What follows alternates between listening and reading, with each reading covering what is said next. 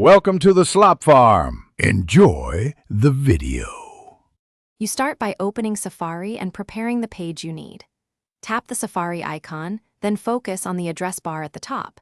Type a URL or a search term and hit Go. If a prompt appears for location or notifications, choose the option that matches your privacy needs. You can change it later in settings. Once loaded, make sure tabs and controls are visible, and pinch or double tap to adjust zoom before moving to more advanced navigation. Next, manage content by organizing tabs and using Safari features.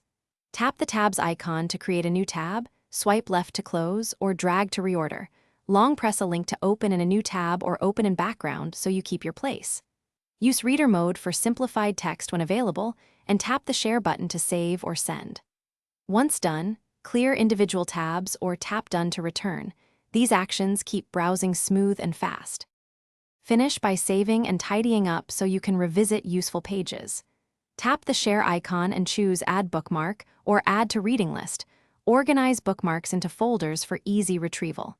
If pages load slowly or visuals break, clear Safari cache in Settings, Safari Clear History and Website Data.